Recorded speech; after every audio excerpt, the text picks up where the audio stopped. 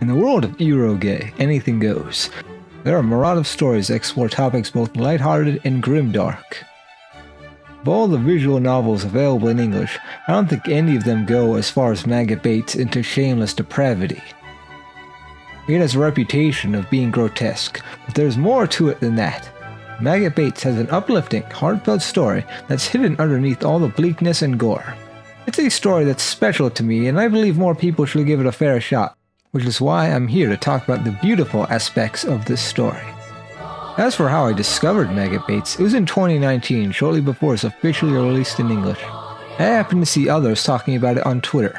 I saw the article that was put up by Manga Gamer that listed all the trigger warnings for the game, and suffice to say, I was intrigued. Then I saw the opening and was fully convinced to get it. It's one of the coolest openings for a visual novel, which was enough to get me. I went in with low expectations, foolishly thinking it would be torture porn. By the end, I was blown away by the quality of the storytelling. It infected my mind. I could not stop thinking about it after finishing it, and not for the reasons you might think.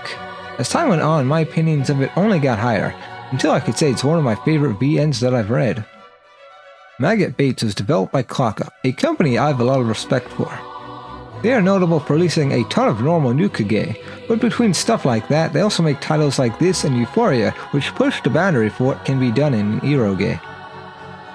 The idea for the game started when the team was making Euphoria and submitted their work to an eroge rating board.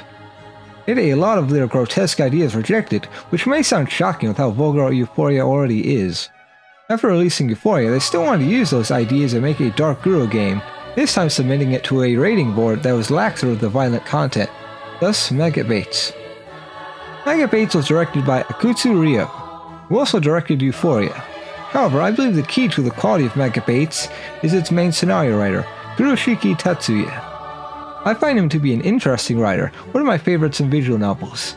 He's worked on several Clockup titles, as well as working on a few Light titles. Light is well known for their Chuni Bio titles, like DSRI.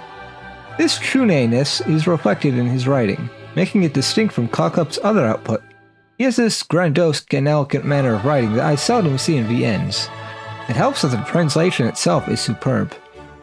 As for the story, it's set in what used to be the city of Kajo, which has become known as Pandemonium after a certain incident 7 years prior, after an otherworldly portal looming over the city.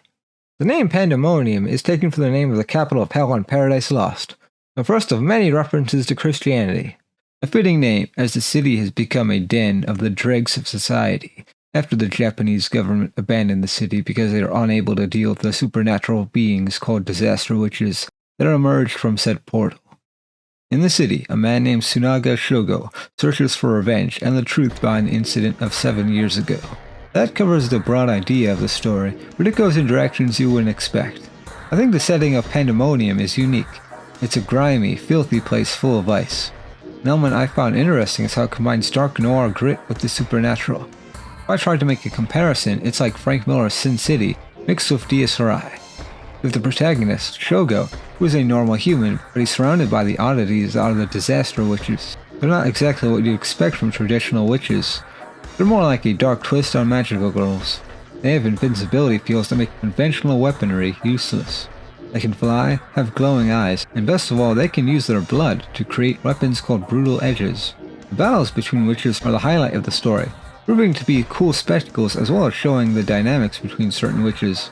Seeing how Shogo deals with and treats the witches is an important aspect of the story that was interesting to see. Maggots are used as a metaphor for people that have lost their ideals and purpose, as well as the name of the tentacle monsters that inhabit Pandemonium. They're another element of the supernatural and natural enemy of the witches. The mystery of maggots and witches is something that's deeply rooted into the plot. I may be full of praise for the game, but it doesn't exactly have a good first impression. This game starts with a gangbang featuring two of the primary antagonists, followed by the torture and mutilation of Allison, a young witch. It immediately throws the audience into the twisted world, but I can see people being turned away by having these two scenes without much between them. It doesn't help that you can accidentally get a bad ending pretty early on if you make a wrong decision. To be fair, it does make it clear you've entered a bad end, but people may stick with it to see how far it goes. It happened to me not knowing it was hours of the worst, most appalling H scenes in the game. It initially soured me on the game, but fortunately the rest of the game was able to completely redeem it in my eyes. Now I should address the ero scenes and disturbing content of the story. This game features almost every trigger warning known to man. All manner of torture and rape is present. Because the witches can only be truly killed by decapitation, they get creative in how to torment them without needing to worry about them perishing. This is all shown in all of its uncensored glory. The text goes through great lengths to describe every bloody detail. This is all brought to life by the haunting performances of the voice actresses, who are so good at screaming it's kind of concerning. While understandable, I feel it's sad that most people focus so much on the shocking aspects of the story. Discussions about the game are usually about how gross the guro scenes are, and hardly ever about the characters or story, which is tiresome. Extreme violence isn't anything new, just look at old grindhouse movies like Cannibal Holocaust or A Serbian Film. Even in literature, graphic sex and violence are present in stuff like the works of Marquis de Sade. If you don't know who de Sade is, then know that the word sadism is derived from his name. That's how extreme he was. But all these things have in common is how they all use graphic, physical, and sexual violence to make a point. In the case of Maggot Baits, I'll say that these scenes are certainly not for everyone and can be excessive, but are largely thematically and narratively justified. You see, one of the major themes of the story is pitting eros against agape, asking which is the more valid form of love. Eros is the passionate, often sexual love that you would think of between lovers. Agape, on the other hand, is often described as a selfless love, often shown in the way Christians love God. In Maggot Baits, the constant brutal rape scenes are supposed to show the dangerous extremes of eros. Excessive lust and desire that permeates the city and those scenes exist to make the audience question if eros is worth preserving, or if the antagonist is right about the world being devoid of love. This is also supposed to contrast with a few heartwarming age scenes between Shogo and Carol, which showcase the more idealized eros. To put it simply, the scenes of rape and torture are needed to convey these themes and commentary on society. However, while I think they are necessary, I do feel like there are a few too many of these scenes and they can drag on for a bit too long. For example, the character Edna and Carla exist almost purely for the sake of these scenes. I understand that the point of their characters is to show how the witch hunters mentally and physically break witches, displaying the cycle of torment the witches are trapped in. Having two characters for that purpose is slightly redundant, though. They should have just had Edna fulfill that role, as she comes out being a slightly more interesting character. Carla is introduced after she was captured and doesn't interact with any other characters besides Shimon. Edna was introduced before she was captured, so you get more of a sense of who she is in her interactions with Gloria. Seeing her go from her proud knight disposition to how she ends up is sad because you know her. The guro scenes themselves could be trimmed down a bit without losing impact. It feels like they can drag on for so long and are so frequent that they lose their novelty and become annoying. It doesn't help that the prose during these scenes isn't exactly good. The dialogue can get silly and it's obvious these scenes weren't written by Tatsuya. It can get in the way when you're really getting invested in the story and are suddenly interrupted by another long rape scene. This might have been the intent. There's a line said by the narrator about Shimon, an antagonist, that says, "Still, he roused his exhausted willpower to get it done. Torture exhausted the torturer too." This line feels kind of meta, considering everything the audience has had to witness to get to this point. They should be feeling the same way. Even if one was to derive enjoyment from such scenes, that enjoyment would run thin eventually. After seeing such things constantly, it has become wearisome for the audience as well as the characters. Back onto things of greater importance, the cast. The cast is full of the worst of humanity, as well as the best. Every main character has some depth to them, especially the antagonists. I think the cast is atypical for an eroge. Our lead, Shogo, isn't a teenager but a man in his late 20s, older than a majority of eroge that I've read. He's a phenomenal character. He's a stoic, driven, and violent character that you'd see in old action movies.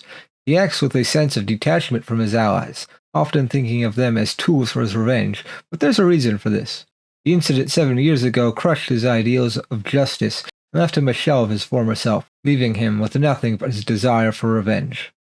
I think the story is at its best in these quiet moments where he reflects on his ideals and how he came to be in the situation. He clearly takes pleasure in the violence he inflicts on his enemies, which is a kind of commentary on how violence is glorified in the media while not being acceptable in reality. It shows that the world isn't so simple that everything can be solved with pure violence, and just wanting to do the right thing can be used to justify violent tendencies. Carol is the main heroine of the story, and she's just as compelling as you'd think. She's considered abnormal compared to other witches because of her unyielding loyalty towards Shogo, and only having sex with him. Despite how Shogo seemingly only sees her as a tool, she accepts this and does her best to fulfill this role. It may sound a bit odd how her character is all about her dedication to Shogo, but there's a very good reason for this, and that's explained in the story. The relationship between the two is the linchpin of the whole story. It's the core emotional foundation that showcases the idea of pure love in this bleak world. There are two other witch allies, Wilma and Gloria. Wilma is introspective and mentally mature. She's the only one that questions the nature of the existence of the witches, and the existential crisis is what her character is all about. Gloria is more simple-minded and free-spirited. She does what she wants and has the strength to back it up. They're both pretty good characters, but of course don't receive the amount of attention that Carol does. When scenes in development they do get is interesting though. Brian McCumhale is a kind of rival character for Shogo. Brian has this obsession with him because he believes they are similar, both having had their ideals and purpose crushed in the past. Their dynamic reminded me a bit of Kiritsugu and Kure in Fate Zero, both of them being so similar and yet so different. He works as a brilliant rival and is a fantastic character. Sandy is another strong antagonistic force and is one of the disaster witches. She's so unbelievably cool and is a strong female character. She joins up with the witch hunters to escape what she believes is the destiny of all witches, a life of torment. The words take on a different meaning when you consider how witches in the story can be seen to represent women as a whole and show the fear of violence they have to live with. She'd rather side with the oppressors and betray her fellow witches rather than have to suffer the fear and threat of assault. This isn't to say that she's weak or a coward, she just recognizes the power structure of the world and wants to rule over it rather than be a victim of it. She's strong-willed and is waiting for her opportunity to take control of the whole city. It kind of reminded me of Minerva Margaret from Rants. I also just love her design. She's a big, muscular woman. She has the best facial expressions. Shimon is the primary antagonist. He's a piece of shit, but an extremely compelling piece of shit. It's shocking how they made a guy that you would think would be completely detestable and actually made him more nuanced. He's pitiful, which doesn't excuse his actions, but the audience gets to understand why he's like that and what motivates him. He might just be my favorite character in the story. Finally, there's Valentinos, an inquisitor sent by the Vatican, because every good Shuni story needs a Catholic representative. He is the source for much of the religious commentary in the story and is an immensely entertaining character overall. Thematically, the story is about love and ideals. It dares to show how ideals like justice are mere fantasies that people tell themselves to help them sleep at night. However, the story isn't so cynical as to say these ideals are totally worthless. Instead, ideals and morals are important to making people who they are, even if those ideals are nothing but a lie. Having beliefs and conviction is what separates a man from a beast, or a maggot as the game would state. Ideals are given meaning through love of others. The real relationships you form with others help form your identity and ideals, which makes those things meaningful. It presents kindness and love as virtues and things worth striving for, despite it all. The sincerity in which it conveys these messages is what really gets me. It's beautiful. There's also interesting commentary on organized religion, specifically Christianity, and how religious dogma is used to excuse atrocities. The artwork is spectacular. The main illustrator is Hamashima Shigeo, who did art for several other cock-up titles like Euphoria and Fraternite. I have a lot of respect for her as an artist, and I think her art style is very cool. You may be surprised to hear that the artist behind the grotesque scenes in Maggot Baits and Euphoria is a woman, but women are into this kind of thing and eroge as well. In fact, several cock-up staff are women, including the assistant illustrator Norizane. Shigeo was involved in Maggot Baits and Euphoria since the planning stages and got input on what kind of scenes to include, so she could have even been responsible for some of the weirder scenes. Anyway, the amount of CGs and variations of the CGs is staggering. I do wish there was more normal CGs, most of them are of the erotic variety. All the different sprites for characters are impressive as well. I think the design for the witches is the highlight. They're all rad looking, giving them glowing eyes to clearly distinguish them as witches, separate from normal characters, was an inspired idea. The different animal ears they all have is pretty interesting as well. As for the music, I believe it's all license-free stuff, but it's fitting. I'm particularly fond of the rock music they have during battles. The classical music that plays during the Chuni scenes and the more horrifying scenes is strangely entrancing. The voice acting is incredible. Performances given by Shimon and Valentinos are mesmerizing and add a lot to their characters. Ultimately, Maggot Baits is a story that means a lot to me. It's a story that surprised me with its messages and sincerity. It helped me become more open-minded about Ero content. Younger me might have just written off a shocking torture porn without even playing it, but that would have been a grave mistake. I now see the value in having extreme violence and gore in stories. When used well, they can be used to explore subject matter that couldn't be done otherwise. The themes resonated with me and the characters stuck with me long after playing. Rereading Maggot Baits for this video has only reaffirmed that love. I still get hyped during the battles and emotional during the climax, despite knowing what would happen. It's a story like no other I've seen in visual novels, and can confidently say it's my second favorite visual novel overall. If what I've said has gotten anyone interested and you think you can handle it, then I would wholeheartedly recommend it. If you're not comfortable with the kind of content Maggot Baits has to offer, then that's valid as well. I said it before, but it's really not a story for everyone. For the rest of the video, I'll be discussing the story and characters in more depth, going full spoilers. If you haven't played the game, then I wouldn't advise continuing unless you don't care. Okay, now that I can speak more freely, let's get into it.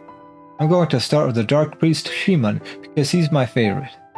Shimon gets his name from Simon of Samaria, also known as Simon Magus, an important religious figure, is considered by many to be one of the founders of Gnosticism. He took this name because of his relationship with Jane Doe, who also goes by Yalda Babbitt, an important figure in Gnosticism. He seems to be the first of her followers and her most loyal, having been with her for 50 years. What is known of his background is vague, only that he was an orphan in a small village in Asia.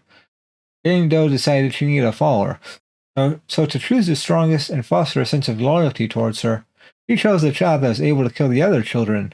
What she didn't count on was that child harboring love towards her. That love is what defines his character. Throughout the story, you see what great lengths he goes through for the sake of Jane Doe's dream. He fuses himself with the Gospel of Judas, a real text that was thought to be written by agnostic Christians and is not considered canon because the church doesn't approve of the Judas Jesus Yahweh. He also fuses himself with maggot cells, a combination of both making him nearly invincible. He's responsible for managing the witch hunts and breaking the girls. He doesn't actually seem to take much pleasure from this, seeing it as a job, and plays up his cruelty to get girls to feel despair. It feels like he's tired of this process that has lasted 7 years, but goes through with it out of his love for Jane Doe. Unlike most other characters, he doesn't have any real ideals of his own. He has resigned himself to being a tool for Jane Doe, simply wanting her approval. The relationship is supposed to contrast with the relationship between Shogo and Carol, with Shimon taking a similar role to Carol. This is why Shimon is able to understand that torturing her won't be effective in the Red Harvest route. They have the same mentality in their devotion to their masters. The difference in their relationship is that while Shogo acts distant, he still does have feelings for Carol and sees her as an individual in both routes.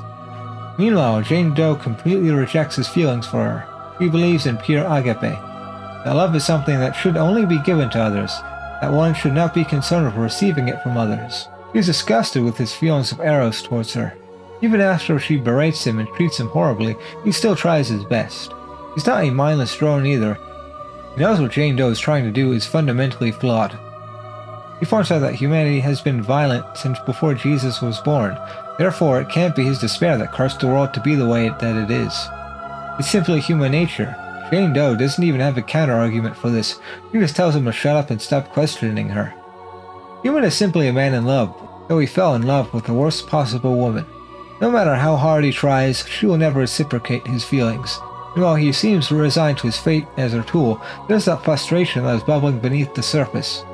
Red Harvest has a sad ending for his character, where he dies after killing Shogo. However, he dies knowing that while Shogo proved his love to Carol by hesitating to shoot her, Jane Doe would never show that kind of consideration towards him, or reward him for all of his efforts.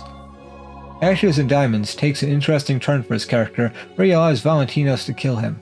This is so he can join Jane Doe in the Abyss, finally being true to his desires and expressing his selfish eros for her.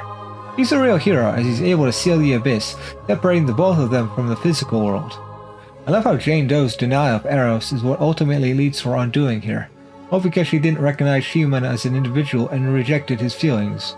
In addition to her underestimating the relationship between Carol and Shogo, it rules. Shimon represents another tragic side of eros, and that's one-sided love. It's not uncommon to have feelings for someone, but know that it's completely one-sided, which makes them empathetic. Love can drive people to do stupid and terrible things, just as it can be a positive force. I am enamored by antagonists that are motivated by base desires like love. It's an emotion that's understandable to everyone, and can't simply be called purely evil. Jane Doe, on the other hand, is altruistic on the outside, but is the true mastermind behind everything in Maggot Baits. Her true witch name is Yalda Babbitt, a false god in Gnosticism. She calls herself such because she sees Jesus as a false god and wants to usurp him. She claims that the world is devoid of love, so she wants to become God and fulfill with her agape. She possibly came to this conclusion during the witch hunts, which caused every witch to panic and fear. She goes through terrible lengths for this goal, like starting the cycle of despair and pandemonium, but seems sincere in her desire to save humanity. Despite this, I believe her to be extremely misguided. She says she loves all of humanity with her benevolent agape, but if you see everyone the same way, then that's the same as saying you love no one. She sees humanity as a collective without any thought given towards individuality. It's as Shimon says, she doesn't understand love, she only thinks she understands it, and humanity. The Red Harvest ending is interesting because you rarely see what would happen if a villain ever achieved their goals. She's actually able to become God and create her ideal utopia full of love. It's full of love, but at the same time is completely devoid of it. Humanity lives in perfect harmony, even allowing communism to be viable, but there's no romance. There's not much detail on how the world functions, but I imagine because there's no eros, humans only have sex for the purpose of procreation, and intimate relationships between people simply don't happen anymore. He has stripped humanity of free will, and what makes humans, well, human. Humanity has committed sins and will continue to do so, but the choice and ability to make those sins is worth preserving. Her complete defeat in Ashes and Diamonds is cathartic to see. She just starts seething about love and human connections. It's obvious more than ever that she doesn't truly understand these things, dismissing them as mere chemical reactions in the brain, telling people to breed. In the end, Carol and Shogo found salvation in each other. They did not need her, and neither does humanity. Valentinos is a fantastic character that serves as a counterpoint to everything Jane Doe stands for. He's a man that is full of selfless agape towards God, while being one of the most violent characters in the story. Much like Shogo, he enjoys the violence and is happy it's all ordained by God. He has more self-awareness than you'd think. He knows that the world is full of sin, but believes that God allows evil to exist as a mercy. Humans are inherently violent creatures and need an adversary to fight against to justify their violent tendencies. The way he justifies his ideals and his sincerity in his devotion to God is impressive. I think he's supposed to represent the dangers of agape and religious fanaticism. Even without eros, people can still commit horrible violence. He still comes out more respectable than Jane Doe. He appreciates the good and evil in the world. Allison is an interesting character. She dies in the beginning of the story, but comes back later to show the cycle of rebirth the witches go through. In Red Harvest, Shogo teaches her about his ideal justice, how the force of good can always overcome evil, which leads her to charging into Slumville recklessly and getting captured. It's a bit more important in Ashes and Diamonds, where she is too much of a coward to help her friends, leading to Carol and Wilma being captured. Her cowardice makes her realize that her ideal of being like a star is impossible. Eo says it best when he tells her that people are flawed and have moments of weakness. It's natural to be afraid. You can't always be perfect. Her idealized perfect versions of the people she respected like Gloria didn't exist, and she soon finds her in a pathetic state. This causes Allison to mature, and she accepts that being ideal all the time is impossible, but simply taking action to do what she believes is right is enough. Conclusion to her character is perfect. She becomes the leader of the witches, and they travel, ending all conflict they come across like it's Gundam 00. They were created to suffer and serve as a power source for Jane Doe, but they were able to find meaning outside of that, and work to make the world a better place. It's said in the story, but while ideals themselves may be fictitious lies, the actions one takes because of these ideals can be impactful to others, and that is real. There's not much more I can say about Carol and Shogo, but the relationship is beautiful. The way they find salvation in each other at the end of Ashes and Diamonds is brilliant. Shogo was able to save Toku's ideal view of humanity in his attempt to save her. While he wasn't able to save her life, he was able to save her spirit from totally succumbing to despair. In turn, she is loyal to him when she reincarnates as Carol and is able to remind Shogo of his ideals in both routes. Tragically, Shogo is fated to die no matter what. He had given up on the future in pursuit of his revenge. Still, in Ashes and Diamonds, he lives on through Carol and his child. I think I've touched on everything I wanted to at this point. I'm glad I was able to talk about this wonderful game. It's something I've wanted to talk about in depth for a while. It was fun to revisit the game and gave me even more appreciation for it. If you made it this far, then thanks a lot for watching.